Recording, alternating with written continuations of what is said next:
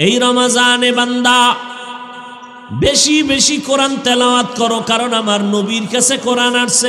নবী কোরআন শরীফটা আমাদের কাছে আমানত রেখে গেছেন। ও উম্মত, কোরআনটা ধরে রাখবা, সম্মান কমবে না। রমজানে তুমি কোরআন তেলাওয়াত চালু করে দাও। ইমামে আজম আবু হানিফা 61 বার রমজানে কোরআন খতম করেছেন। ইমাম শাফিঈ রাহমাতুল্লাহ আলাইহি 60 বার কোরআন খতম করেছেন। এর নবীর আশিক উম্মতের দল রমজানে বেশি বেশি নামাজ, বেশি বেশি তেলাওয়াত, জবানে আল্লাহর জিকির করবেন, দরুদের আমল করবেন। যারা তেলাওয়াত পারেন না শিখবেন। কোরআন শিখতে 20 দিন লাগে, 20 ঘন্টা। কয় ঘন্টা? 20 ঘন্টা লাগবে। প্রতিদিন তারাবির পরে ঘুমের আগে 1 ঘন্টা সময় দেন। না পারলে সাহারি খাইয়া ফজরের নামাজের পরে 1 ঘন্টা সময় দিয়া মাত্র 20 রমজানে কোরআন শিখে ফেলেন। প্রথম রমজান থেকে 20 রমজানে কোরআন শিখে ফেলবেন। যেদিন চললে পড়তে পারবেন সেদিন নামাজে দেখবেন কি মজা। যারা পারেন না তেলাওয়াত চালু করে দেন। আপনার মেয়েকে কোরআন পড়ান। রমজানে কোরআন পড়তেই হবে। দেখে দেখে কোরআন পড়ার ফজিলত বেশি। তার মানে কি তারাবির মাত্র ভেতরে মোবাইল খুলে কোরআন দেখবেন? হ্যাঁ, খবরদার। রমজানে বেশি বেশি ইবাদত আর তাহাজ্জুদের নামাজটা পড়বেন, যেটা 11 মাসে সম্ভব না, এটা রমজানে সহজ। কারণ সাহারি খাওয়ার পুরা টাইম হলো তাহাজ্জুদের টাইম। অতি গভীর হয় রজনী যখন, নীরবে প্রভুর নাম জপিও তখন। প্রভুর করুণা যদি পাইবারে চাও, গভীর রাতে উঠে প্রভুর গুণগান গাও। কি পরিমাণ আল্লাহর দুশ্মন হইলে কয়, আমার ঘরে কি ভাতের টান আছে, আমি রোজা রাখবো কেন? আমরা কি ভাতের অভাবে রোজা রাখি? কি রোজা রাখি কার জন্য? আল্লাহর সন্তুষ্টির জন্য রোজা রাখি। রোজাটা শুধু আখিরাতের সওয়াব এতটুকুই না, শরীরের মহা ঔষধ। মহা আর কিছু কপাল পরার আর রোজারে বানাইছে রোগ। রোজা রাখলেই রোগ বাড়বে। আর আল্লাহর আশেক যারা, এরা বানাইছে রোজারে ঔষধ। যেমন রোজাই হলো রোগের ঔষধ। আমি রোজা রাখলেই সুস্থ। আমি রোজা রাখবো আল্লাহ, আমি রোজা একটাও ভাঙবো না, তুমি রোজার বরকতে আমাকে সুস্থ করে দাও। ও আল্লাহর বান্দারা, ভালো করে বুঝেন, রমজানের এই রোজা ছাড়া যাবে না। বালেগ বালেগা, ও পর্দার আড়ালের আম্মা জানেরা, বোনেরা, প্রাপ্ত বয়স্ক যদি বয়সে উপনীত হয়ে থাকেন, রোজা ভাঙ্গা যাবে না। নবী বলেন, বিনা কারণে যদি একটা রোজা ভেঙ্গে দাও, সারা জিন্দেগি যদি রোজা রাখো, এর বরকত আর পাবা না। একটা রোজার দাম কত? বলে একটা উড়ন্ত জন্মগত একটা কাক।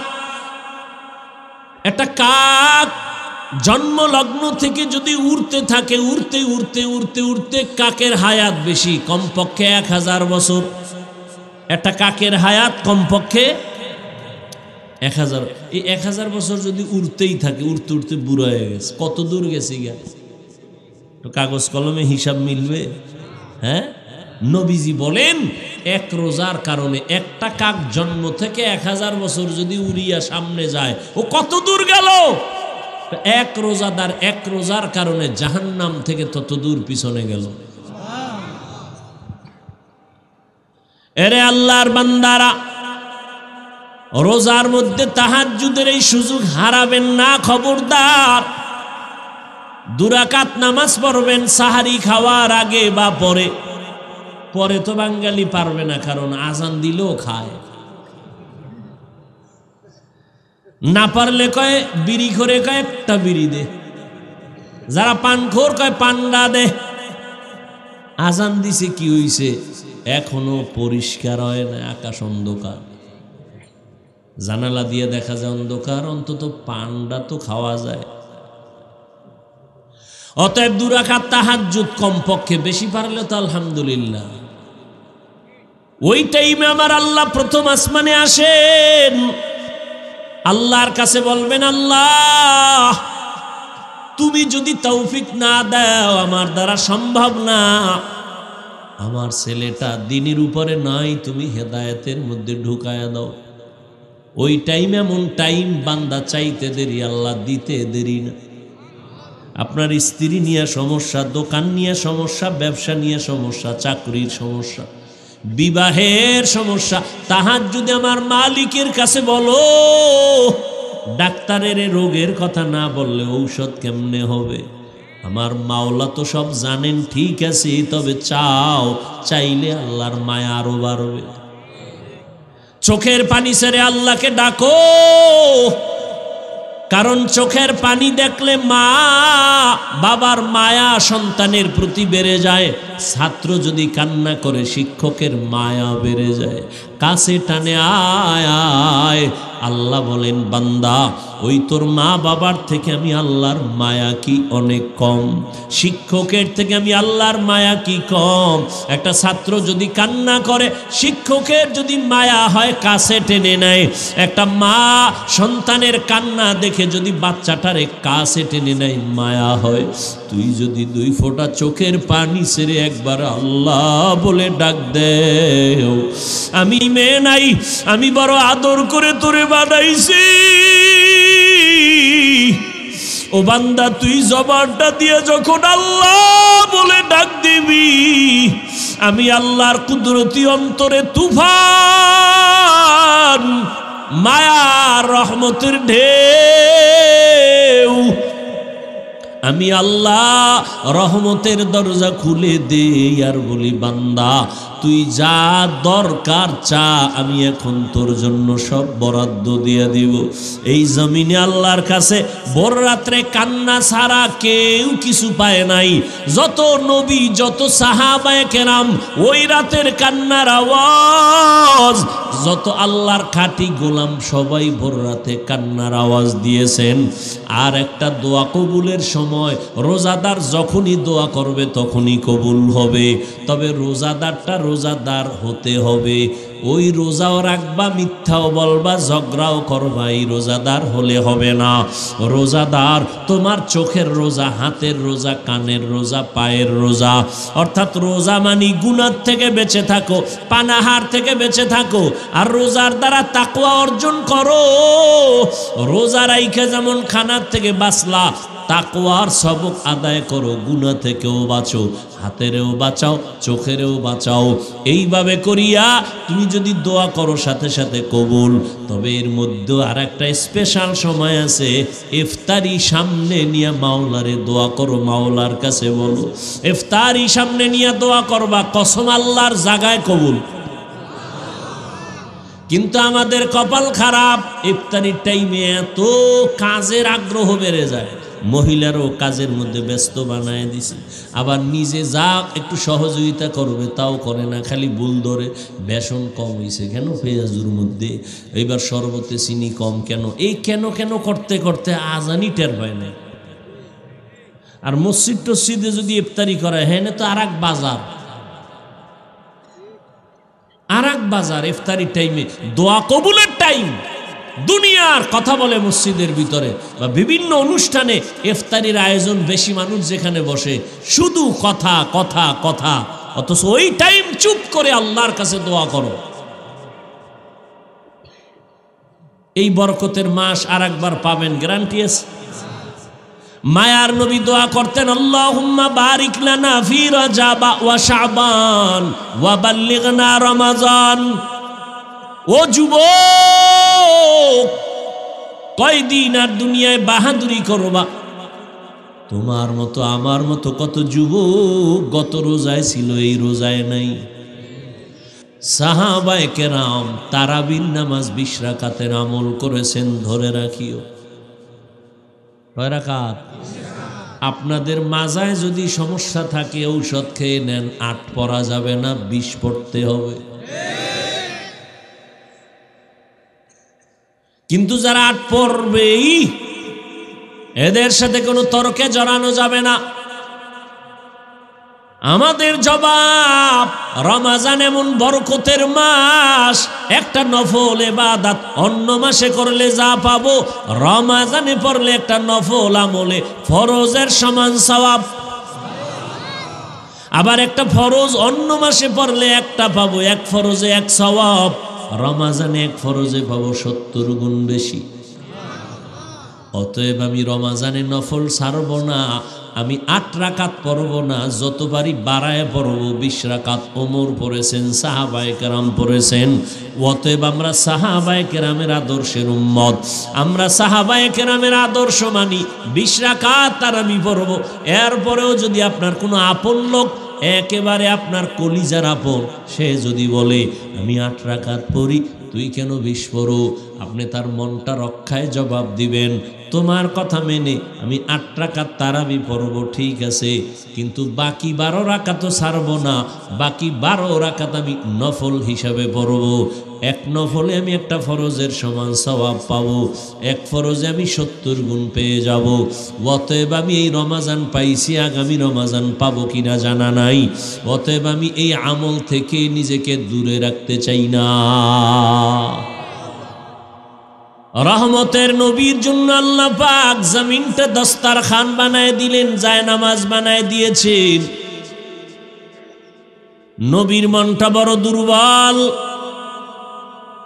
অন্য নবীর হায়াত অনেক বেশি, উম্মতের হায়াত বেশি, নেকও বেশি। আমার নবীর হায়াত খুব কম, উম্মতের হায়াত কম, এত নেক কেমনে পাবে? আল্লাহ বলেন, ও নবী উম্মতের জানায় দেন, অন্য নবীর উম্মত সহ লাগাতার 1000 মাস ইবাদত করে যা পাইতু, আমি আপনার মহব্বতে আপনার উম্মতের 1 রাতে দান করব।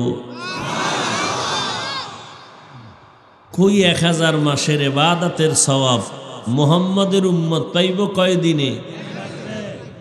আতিনা ফি দারে দুনিয়া না হাসান, আতিনা ফি দারে উকবা না হাসান, ইয়া গিয়াসাল মুস্তাগীসিন ইহদিনা লফতিখারা বিল উলুমে ওয়াল গিনা, হর গরি দে नेको तू तैयार है, जो न मांगे उससे तू बेजार है।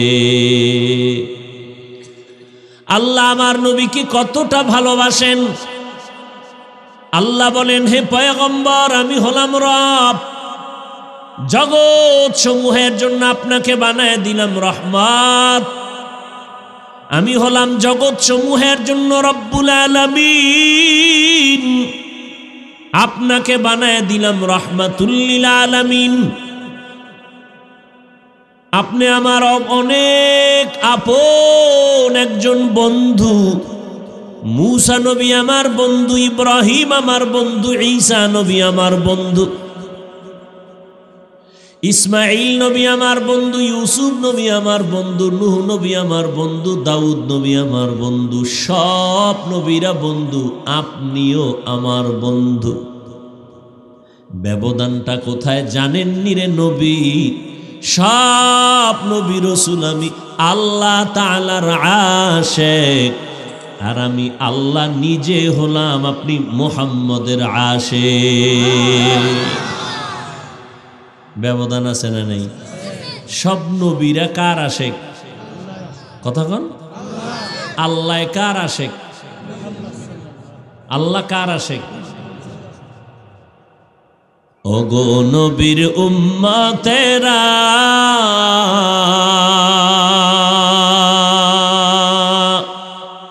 হয়ে আজি দিশাহারা, কোরআন হাদিসের চলো যখন যাহা চায় মনে, নবী বিনে কে তরবে পুলসিরত মিজানে, নবী বিনে কে তরবে পুলসিরত মিজানে নবী আমার জীবন ভরে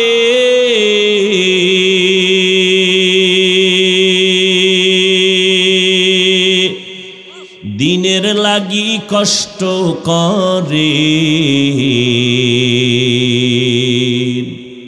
দান দান শহীদ করিলেন ওহুদেরই ময়দানে নবী বিনে কে তরবে পুলসিরত মিজানে নবী বিনে কে তরবে পুলসিরত মিজানে এমন এতিম নবী আমার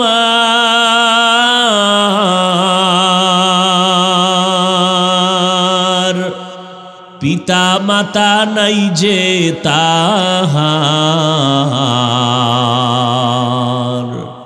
তারপরেও কত মারা মারলো তাকে দুশ্মনে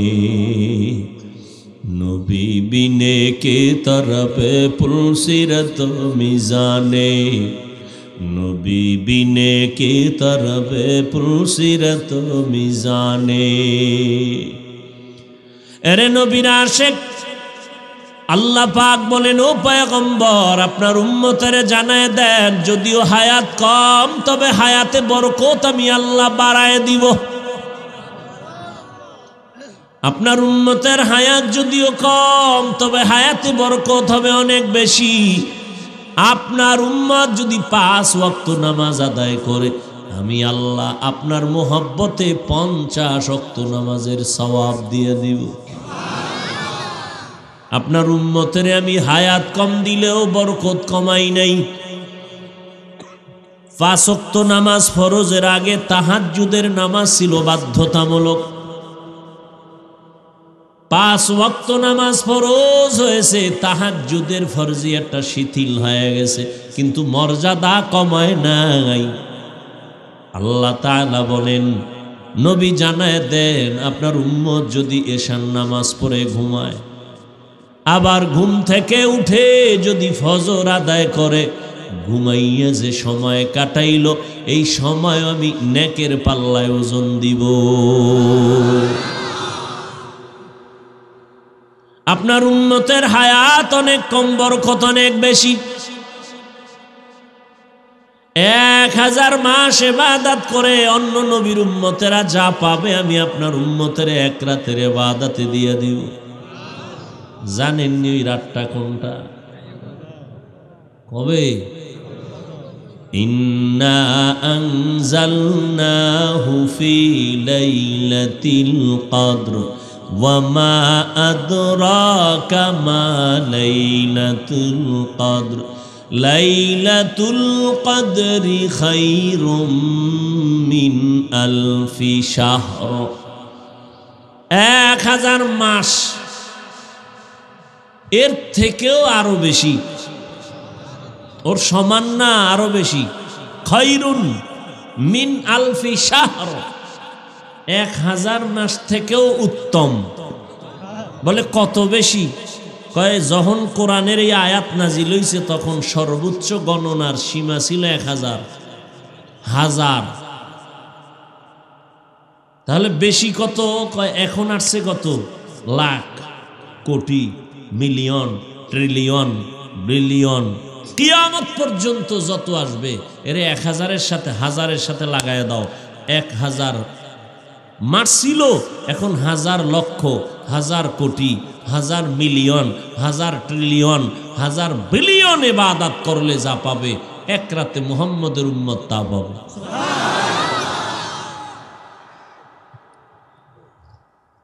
কার বরকতে পাইলাম কার বরকতে কিন্তু কপাল খারাপ জাতি ওই নবীরে চিনলা না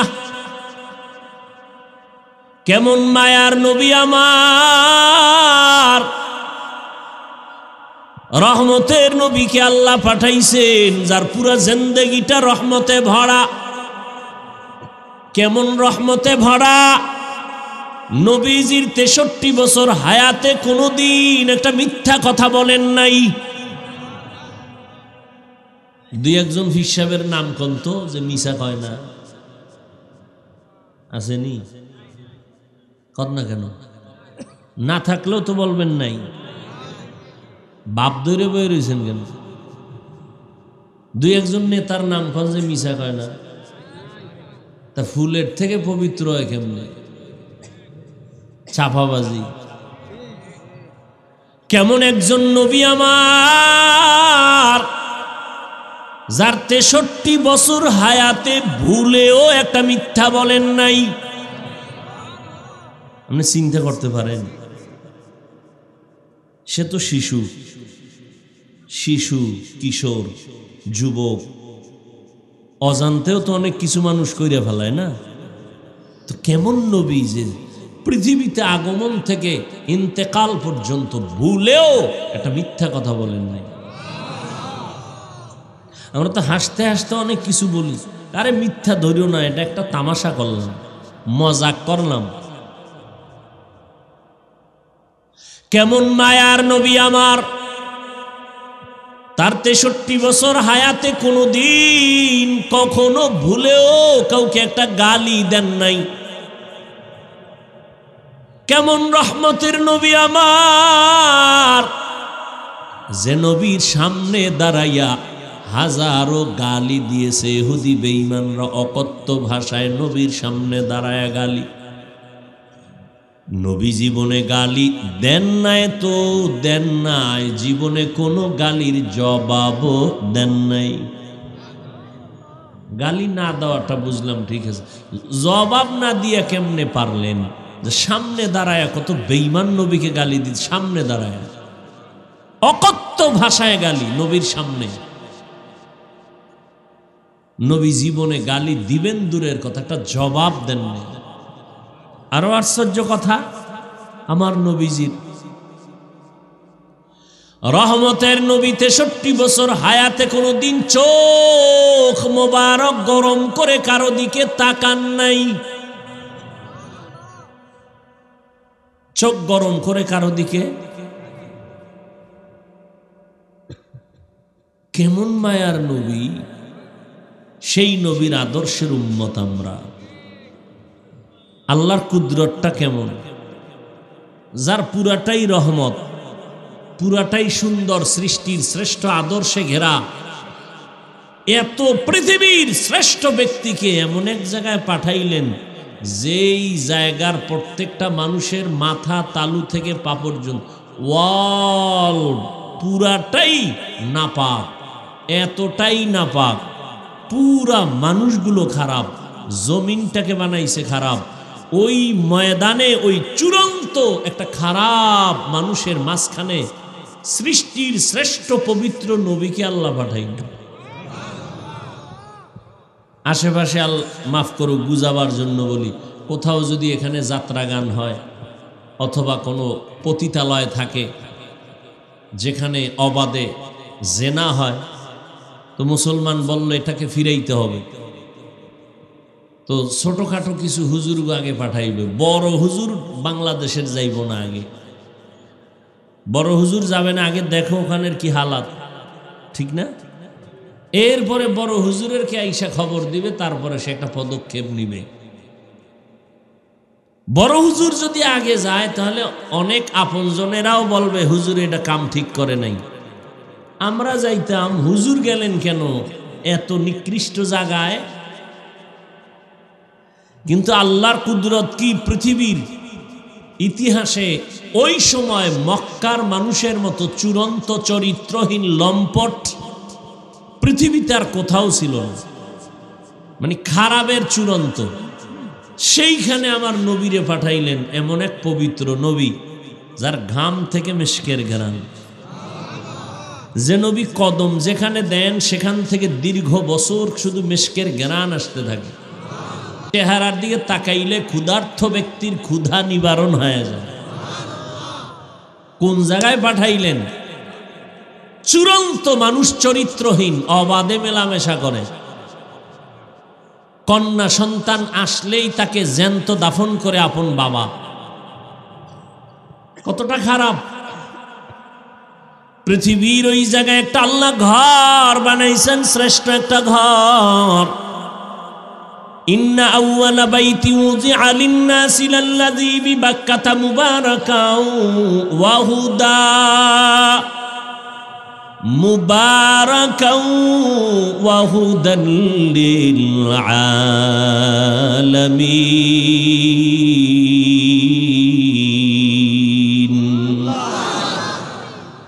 আল্লাহ জমিনটা বানায় একটা ঘর বানাইছেন, আর কিছু নাই জমিনে। জমিনটা বানাইয়েই আল্লাহ একটা ঘর বানাইছেন। প্রথমে ছিল পানি, সাগর, সমুদ্র, সব মাওলার কুদরত। কেন মেন চলবে না। আল্লাহ পাক সব বুঝার মেমোরির মধ্যে জিবি দেন নাই। আপনার মেমোরির জিবি 2, আপনি 8 জিবির মেমোরিতে কি আছে এটা যদি টানাটানি করেন তাহলে ওটাও হ্যাং, আপনিও হ্যাং। বুঝেননি? তাহলে মানুষের মধ্যে মেমোরির জিবি আছে, কিন্তু বুঝেন না। মেমোরি কার্ডের সাইজ সমান না, কথা বলেন না কেন? 1 জিবি মেমোরির যেই ডিজাইন, যেই সাইজ, 8 জিবি মেমোরির সাইজও কি এক না? ভিতরের কারবার কি এক? এই আমগো মেমোরি এই ভিতরে মাথার সাইজ সব এক, ভিতরের জিবি কি এক? কারো জিবি 1, কারো জিবি 2, কারো জিবি 4, কারো জিবি 8। এভাবে মেমোরি মানুষের ব্রেনের মধ্যে আল্লাহ এমন জিবি দিছেন, আনলিমিটেড মেমোরি দেওয়া এর ভিতরে জিবি। এটা সারা দুনিয়াটাও যদি জ্ঞান ঢুকাইতেই থাকো, ঢুকাইতেই থাকো, ঢুকাইতেই থাকো, মেমোরির 1%ও শেষ হবে না। কিন্তু বেতালে উল্টাপাল্টা করলে আবার দেখবা যে মেমোরি হ্যাং হয়ে গেছে।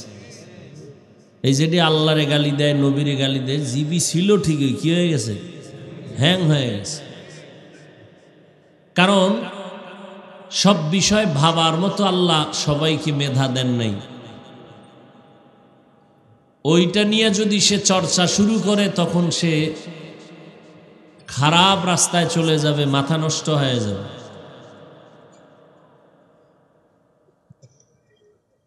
তো দুনিয়ার মধ্যে আল্লাহ প্রথম একটা ঘর বানাইলেন, নাম বাইতুল্লাহ। কোথায় বানাইছেন? মক্কা নগরীতে।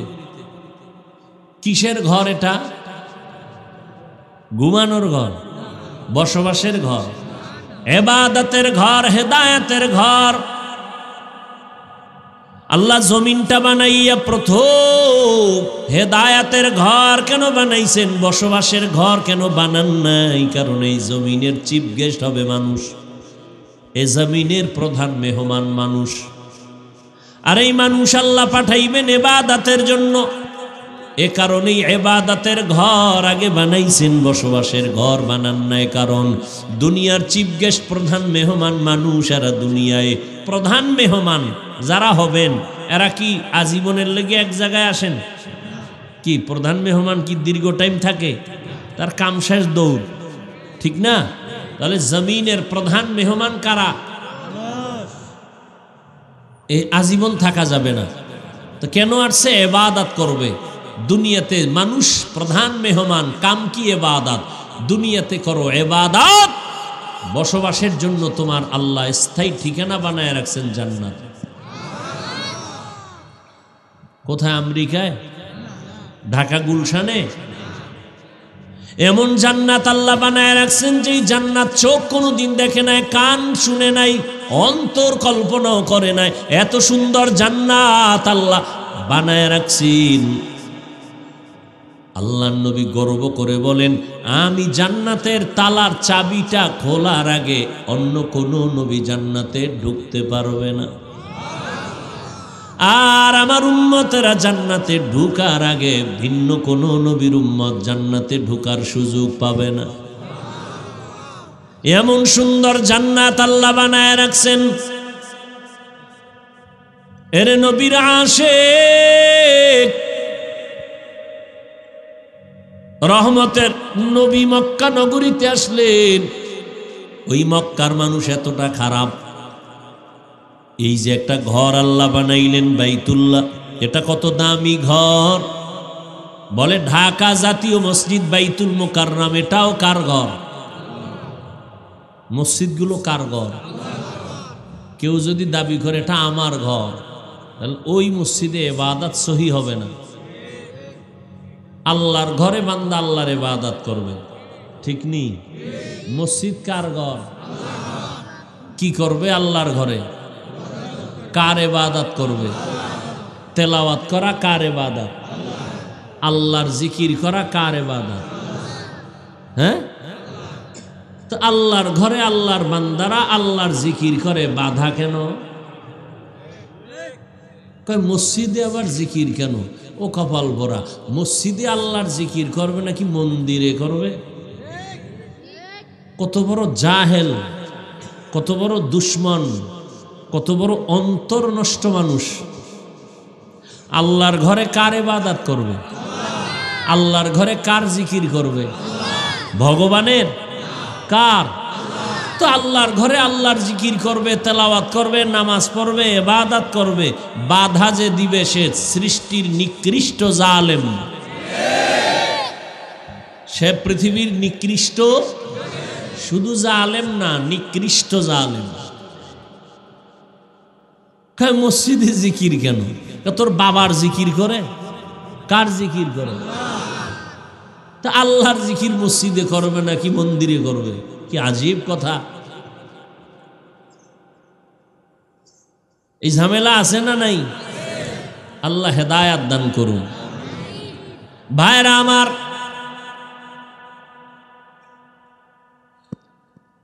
হ্যাঁ, এমন একটা বাইতুল্লাহ, জাতীয় মসজিদ আল্লাহর ঘর, তবে বাইতুল্লাহর সমান নেই।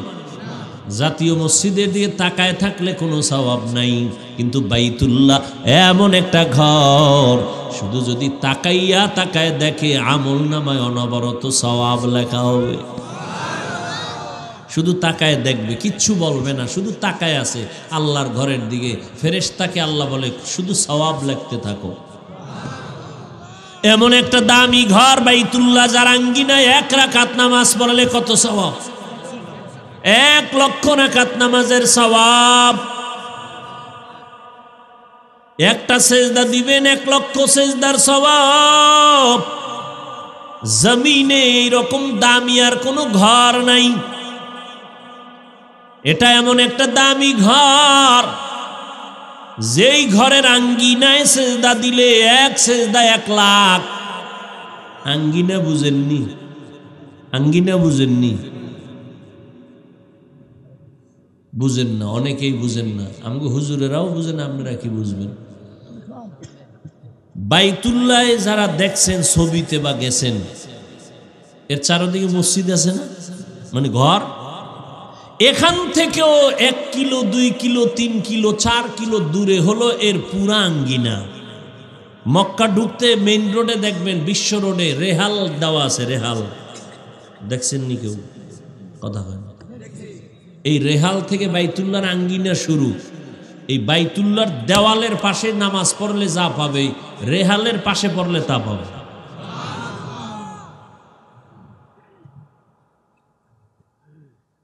আমরা অনেকে মনে করি যে বাইতুল্লাহর এই ভিতরে ঢুকতে পারলে সব। হ্যাঁ, তবে জামাত অংশগ্রহণ করা,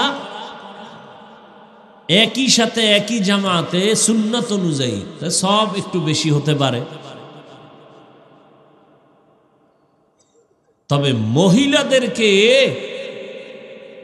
পুরুষের সাথে নামাজের সাথে এক জামাতে নামাজ পড়ানো সম্পূর্ণ নিষেধ। পুরুষ বাইতুল্লাহর পার্শ্বে গিয়ে যা পাবে, মহিলা হোটেলে বয়ে নামাজ পড়লে তা পাবে।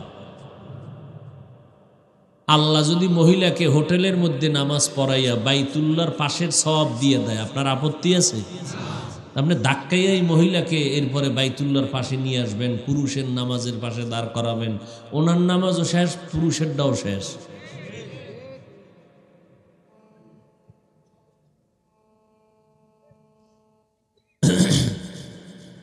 এই বাইতুল্লাহ এত দামি, মক্কার চরিত্রহীন মানুষগুলো নারী পুরুষ একত্রিত হয়ে এটার চারপাশে ঘুরে, তাও উলঙ্গ। কতটা খারাপ! আর সেখানে আসছেন কে? রহমাতুল্লিল। মায়ার নবী আসছেন মাত্র 13 বছর। কয় বছর? মাত্র 13 বছরের ব্যবধানে চরিত্রহীন মানুষগুলো এত দামি হয়ে গেছেন রহমতের নবীর আদর্শের কারণে। আল্লাহ জিব্রাইল আমিনকে লিস্টি দিয়া কয়, যাও আমার নবীরে পৌঁছাইয়া দাও। এই লিস্টির মধ্যে যাদের নাম আছে নবী যেন ঘোষণা দিয়ে দেয়, এই লিস্টির মধ্যে যাদের নাম এরা বিনা হিসাবে জান্নাতি। মাত্র 13 বছরের ব্যবধানে রহমতের নবীর আদর্শে চূড়ান্ত চরিত্রহীন মানুষ স্বর্ণের মানুষ হয়ে গেল। কেমন দামি হয়ে গেল! আল্লাহ এদের জান্নাতের সার্টিফিকেট দিয়ে দিলেন জমিনে, এবং কিয়ামত পর্যন্ত আনেওয়ালা মানুষের জন্য তারা আদর্শ। সমস্ত সাহাবায়ে কেরাম জান্নাতি। এবং উম্মতের স্কেল, তোমার ইমান ভালো না খারাপ, একুরেট না ভেজাল, তোমার স্কেল হলো সাহাবায়ে কেরামের ইমান। আমিনু কামা আমানান নাস, সাহাবায়ে কেরামের ইমানের স্কেল দিয়ে তোমার ইমানকে মাপিও। এজন্য নবী বলেন, সাহাবী কান নুজুম, আমার এক একটা সাহাবী এক একটা আকাশের নক্ষত্রের সমতুল্য। ওই সাহাবায়ে কেরামের আদর্শরে ধরে রাখিও, সাহাবায়ে কেরামের আমলকে ধরে রাখো। সাহাবায়ে কেরাম তারাবির নামাজ 20 রাকাতের আমল করেছেন, ধরে রাখিও। কয় রাকাত? আপনাদের মাজায় যদি সমস্যা থাকে ঔষধ খেয়ে নেন, 8 পড়া যাবে না, 20 পড়তে হবে। কিন্তু যারা 8 পড়বেই এদের সাথে কোনো তর্কে জড়ানো যাবে না। আমাদের জবাব, রমজান এমন বরকতের মাস, একটা নফল ইবাদত অন্য মাসে করলে যা পাবো, রমজানে পড়লে একটা নফল আমলে ফরজের সমান সওয়াব। আবার একটা ফরজ অন্য মাসে পড়লে একটা পাবো, এক ফরজে 1 সওয়াব, রমজানে 1 ফরজে পাবো 70 গুণ বেশি। অতএব আমি রমজানে নফল ছাড়ব না, আমি 8 রাকাত পড়ব না, যত পারি বাড়ায় পড়ব। 20 রাকাত ওমর পড়েছেন, সাহাবায়ে কেরাম পড়েছেন। অতএব আমরা সাহাবায়ে কেরামের আদর্শের উম্মত, আমরা সাহাবায়ে কেরামের আদর্শ মানি। 20 রাকাত আর আমি পড়ব। এরপরেও যদি আপনার কোনো আপন লোক, একেবারে আপনার কলিজার আপন, সে যদি বলে আমি 8 রাকাত পড়ি, তুই কেন 20 পড়ো, আপনি তার মনটা রক্ষায় জবাব দিবেন, তোমার কথা মেনে আমি 8 রাকাত তারাবি পড়ব, ঠিক আছে, কিন্তু বাকি 12 রাকাতও ছাড়ব না। বাকি 12 রাকাত আমি নফল হিসাবে পড়ব। 1 নফলে আমি একটা ফরজের সমান সওয়াব পাবো, 1 ফরজে আমি 70 গুণ পেয়ে যাব। অতএব আমি এই রমজান পাইছি, আগামী রমজান পাবো কিনা জানা নাই। অতএব আমি এই আমল থেকে নিজেকে দূরে রাখতে চাই না। রমজানুল মুবারকে আমার নবীকে আল্লাহ দিয়েছেন, এত বরকত আল্লাহ দান করেছেন। এই রমজানে বান্দা বেশি বেশি কোরআন তেলাওয়াত করো, কারণ আমার নবীর কাছে কোরআন আসছে। নবী কোরআন শরীফটা আমাদের কাছে আমানত রেখে গেছেন। ও উম্মত, কোরআনটা ধরে রাখবা, সম্মান কমবে না। রমজানে তুমি কোরআন তেলাওয়াত চালু করে দাও। ইমামে আজম আবু হানিফা 61 বার রমজানে কোরআন খতম করেছেন। ইমাম শাফিঈ রাহমাতুল্লাহ আলাইহি 60 বার কোরআন খতম করেছেন। এর নবীর আশিক উম্মতের দল রমজানে বেশি বেশি নামাজ, বেশি বেশি তেলাওয়াত, জবানে আল্লাহর জিকির করবেন, দরুদের আমল করবেন। যারা তেলাওয়াত পারেন না শিখবেন। কোরআন শিখতে 20 দিন লাগে, 20 ঘন্টা। কয় ঘন্টা? 20 ঘন্টা লাগবে। প্রতিদিন তারাবির পরে ঘুমের আগে 1 ঘন্টা সময় দেন। না পারলে সাহারি খাইয়া ফজরের নামাজের পরে 1 ঘন্টা সময় দিয়া মাত্র 20 রমজানে কোরআন শিখে ফেলেন। প্রথম রমজান থেকে 20 রমজানে কোরআন শিখে ফেলবেন। যেদিন চললে পড়তে পারবেন, সেদিন নামাজে দেখবেন কি মজা। যারা পারেন না তেলাওয়াত চালু করে দেন। আপনার মেয়েকে কোরআন পড়ান, রমাজানে কোরআন পড়তেই হবে। দেখে দেখে কোরআন পড়ার ফজিলত বেশি। তার মানে কি তারাবির মাত্র ভেতরে মোবাইল খুলে কোরআন দেখবেন? হ্যাঁ, খবরদার। রমাজানে বেশি বেশি ইবাদত আর তাহাজ্জুদের নামাজটা পড়বেন, যেটা 11 মাসে সম্ভব না, এটা রমাজানে সহজ। কারণ সাহারি খাওয়ার পুরা টাইম হলো তাহাজ্জুদের টাইম। অতি গভীর হয় রজনী যখন, নীরবে প্রভুর নাম জপিও তখন।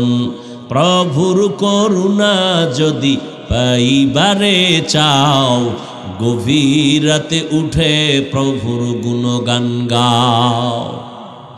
কি পরিমাণ আল্লাহর দুশ্মন হইলে কয়, আমার ঘরে কি ভাতের টান আছে, আমি রোজা রাখবো কেন? আমরা কি ভাতের অভাবে রোজা রাখি? কি রোজা রাখি কার জন্য? আল্লাহর সন্তুষ্টির জন্য রোজা রাখি। রোজাটা শুধু আখিরাতের সওয়াব এতটুকুই না, শরীরের মহা ঔষধ। মহা আর কিছু কপাল পরার আর রোজারে বানাইছে রোগ। রোজা রাখলেই রোগ বাড়বে। আর আল্লাহর আশেক যারা, এরা বানাইছে রোজারে ঔষধ। যেমন রোজাই হলো রোগের ঔষধ। আমি রোজা রাখলেই সুস্থ, আমি রোজা রাখবো আল্লাহ, আমি রোজা একটাও ভাঙবো না, তুমি রোজার বরকতে আমাকে সুস্থ করে দাও।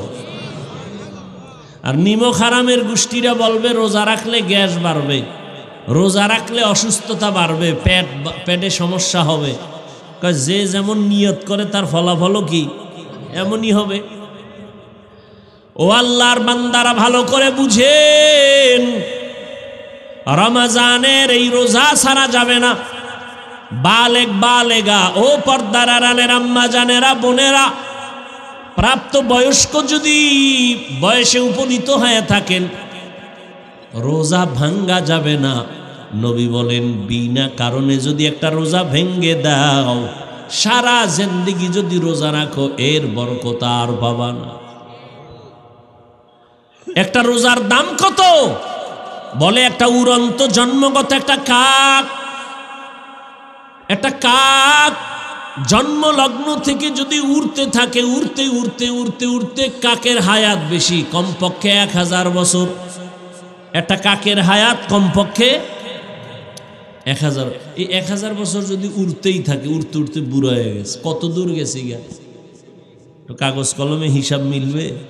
হ্যাঁ, নবীজি বলেন, এক রোজার কারণে একটা কাক জন্ম থেকে 1000 বছর যদি উড়িয়া সামনে যায়, ও কত দূর গেল? এক রোজাদার এক রোজার কারণে জাহান্নাম থেকে তত দূর পিছনে গেল। এরে আল্লাহর বান্দারা, রোজার মধ্যে তাহাজ্জুদের এই সুযোগ হারাবেন না, খবরদার। 2 রাকাত নামাজ পড়বেন সাহারি খাওয়ার আগে বা পরে। পরে তো বাঙালি পারবে না, কারণ আজান দিলেও খায় না। পারলে কয় বিড়ি করে, কয় একটা বিড়ি দে। যারা পানখোর কয় পান্ডা দে। আজান দিছে কি হইছে? এখনো পরিষ্কার হয় না, আকাশ অন্ধকার। জানালা দিয়ে দেখা যায় অন্ধকার, অন্তত পান্ডা তো খাওয়া যায়। অতএব 2 রাকাত তাহাজ্জুদ কমপক্ষে, বেশি পারলে তো আলহামদুলিল্লাহ। ওই টাইমে আমার আল্লাহ প্রথম আসমানে আসেন, আল্লাহর কাছে বলবেন, আল্লাহ তুমি যদি তৌফিক না দাও, আমার দ্বারা সম্ভব না।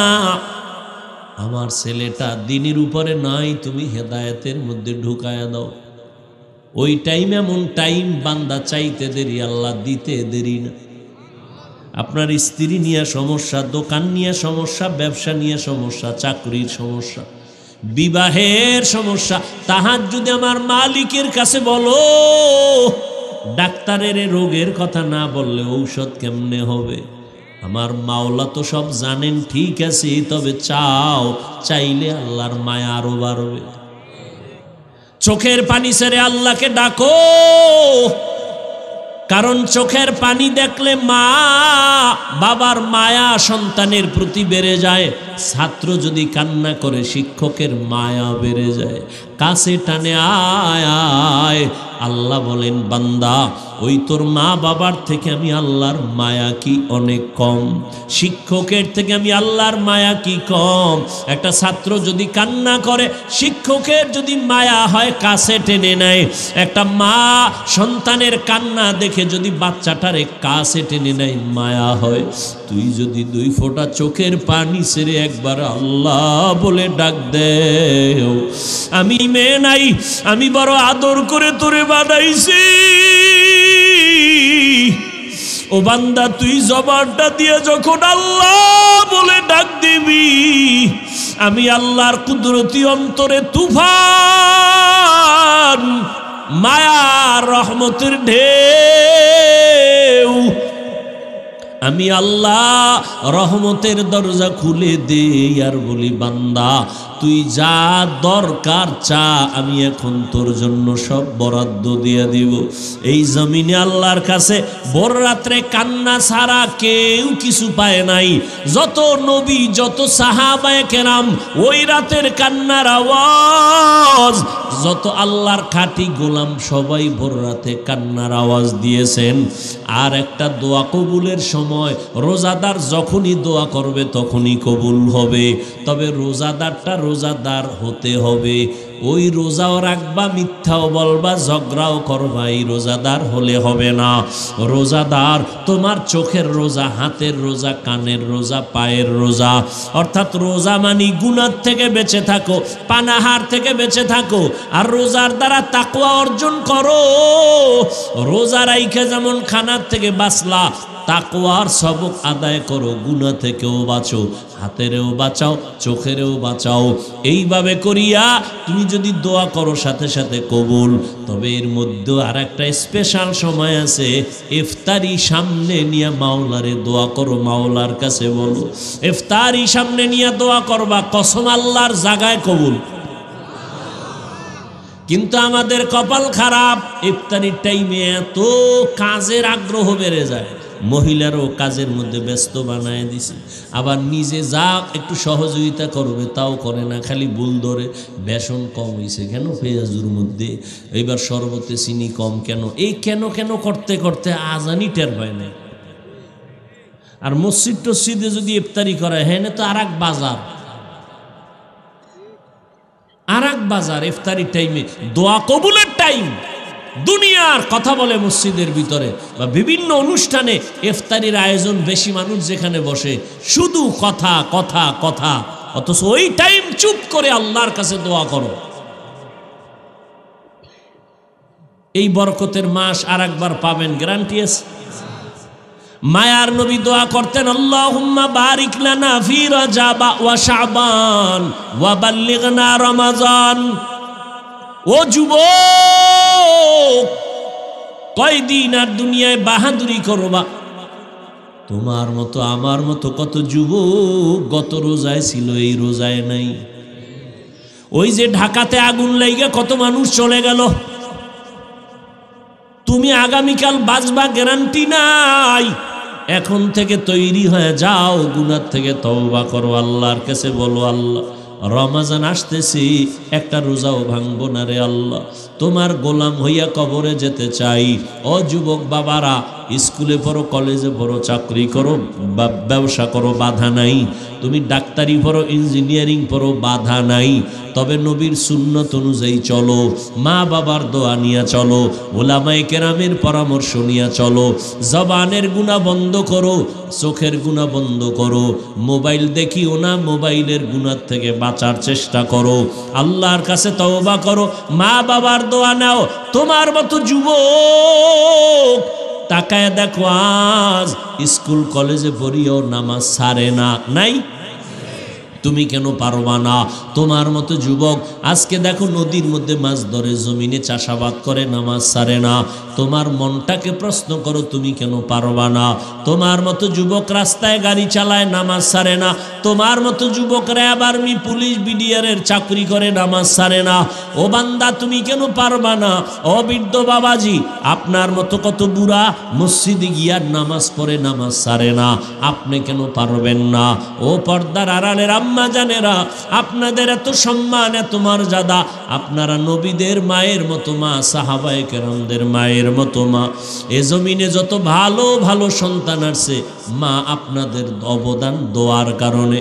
অতএব আপনার মতো কত মা এই জমিনে এখনো আছে, 5 বেলার নামাজ পড়ে, স্বামীর মাল হেফাজত করে, সন্তানগুলো আদর্শ সন্তান বানাবার চেষ্টা করে।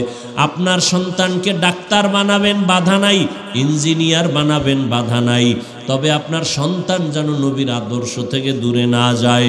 আল্লাহর কোরআনটা পড়াইয়া নবীর আদর্শের ডাক্তার বানায় যাবেন, আপনার জীবন ধন্য। ওই সন্তান আপনার জন্য কোরআন পড়ে দোয়া করবে। এখন থেকে তৈরি হয়ে যান, আল্লাহর কাছে তওবা করেন। ও যুবক বাবারা, মা বাবার দোয়া নিয়ে সামনে আগাও।